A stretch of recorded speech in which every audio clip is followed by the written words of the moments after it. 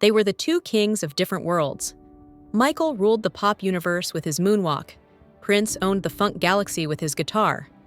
But what if their worlds collided over a dark secret, one that got buried with them? That question has echoed in quiet corners of fan forums, whispered in documentaries, and even hinted at by those who once shared their stages. But there's one twist that still hasn't been unraveled. Prince know who was behind Michael Jackson's death? And what really happened to Michael's missing diary? Let's rewind the clocks. Two legends, one underlying tension to the public. Prince and Michael Jackson were rivals. They were never seen hanging out, never collaborated, and even when invited to be part of the same projects, like the Bad music video, Prince turned it down. Why? He reportedly didn't like the line, "Your butt is mine." And according to close friends, he never trusted the people surrounding Michael. Prince once said, "Michael's not in control of his own career. The people around him are." Chilling words in hindsight. But did he know something more? Trey, Michael Jackson's final days weren't quiet. In the weeks leading up to Michael's shocking death on June 25, 2009, he was rehearsing like a man who was on a mission. This Is It wasn't just a tour. It was his chance to reclaim everything. His name, his money, and possibly the truth? Some of those close to him say he was keeping a personal diary, almost like a record of thoughts, plans, and paranoia. This wasn't just a pop star scribbling ideas for future songs. He allegedly wrote about being watched, about people trying to kill him, and about being afraid of never seeing his children again. After his death, the diary mysteriously vanished. Not misplaced, not lost. Vanished. Nor the diary, myth or evidence. The existence of the diary has never been officially confirmed by law enforcement, but according to leaks and whispers from insiders, the diary reportedly included names of people Michael believed were manipulating or threatening him, financial connections he thought were suspicious, his fear that he would be eliminated to gain control of his massive catalog, specific mentions of companies and contracts he wanted to break free from. None of this has ever been publicly proven, but it does beg the question, if this diary was real, who had the most to lose if it surfaced? And now, enter Prince. Quay. Prince and the unspoken truth. Prince was famously independent. He fought music labels. He changed his name to an unpronounceable symbol to protest corporate control. He painted "slave" on his face in public performances. Michael was taken out, whether by negligence or by design, and not by accident.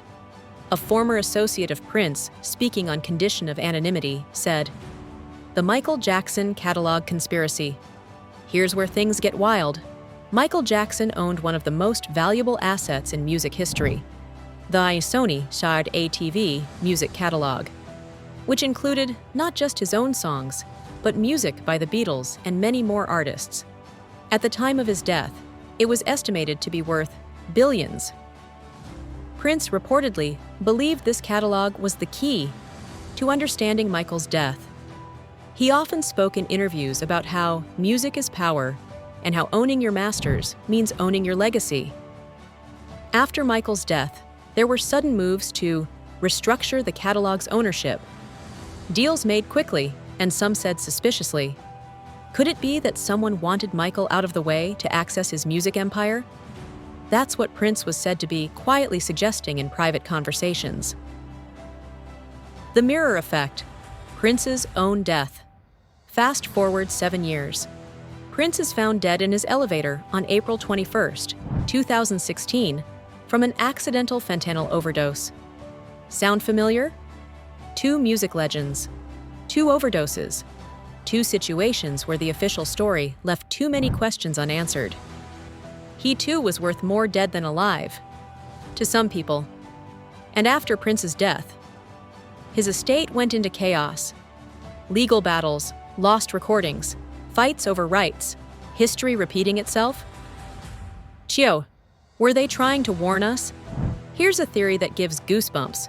What if both Prince and Michael Jackson were trying to tell us something, maybe not directly, but through their art, their cryptic interviews, their insistence on owning their work, and their rejection of the system that made them? The missing diary. Still missing, still powerful. So back to the diary. Is it in a vault? Is it destroyed? Does someone powerful own it now, locked away forever? Some believe it was taken before the police even arrived, that someone who had access to Michael's inner circle grabbed it, knowing what it could reveal. Others believe that pieces of it were copied or leaked, and that's why we've seen so many strange stories float around. But the truth is, we don't know. And maybe that's the point. Maybe someone doesn't want us to know. A legacy stained with questions. There's a strange irony in how both Michael and Prince died. They were isolated, surrounded by people who claimed to care, yet were clearly exploited. They were artists who gave the world everything: hits, tours, performances, history, and got confusion and silence in return. Michael's death was ruled as manslaughter, yet so many questions were left unasked. Prince's death was accidental, yet we still don't know how such a meticulous man ended up with a counterfeit drug laced with fentanyl. Is the diary out there? You might think this is just fan speculation, but here's the thing. When you connect the dots, the pattern becomes hard to ignore. Michael was afraid. Michael wrote things down. Michael died under strange circumstances. The diary disappeared. Prince believed Michael was silenced. Prince died. Prince's journals were delayed, incomplete, redacted. Both men had billion-dollar legacies. Both legacies became more profitable after death. And both stories feel unfinished. Somewhere, someone knows the truth. Maybe it's already been written. Maybe it's just waiting for the right time. Wouldn't that be reason enough for it to disappear? Wouldn't that be reason enough to silence the man who wrote it? And wouldn't it be strange that two of the most influential artists of our time, who understood ownership, control, and independence, both died, right before they were about to make major comebacks? Some say coincidence, others say cover-up, but you read this far, so maybe you know better. Nara. Subscribe for more unfiltered stories. If this story gave you chills, it's because truth often hides in plain sight. Keep following stories that challenge the official version.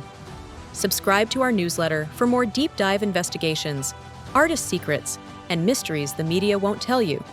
Because the story isn't over. Not until we find the diary.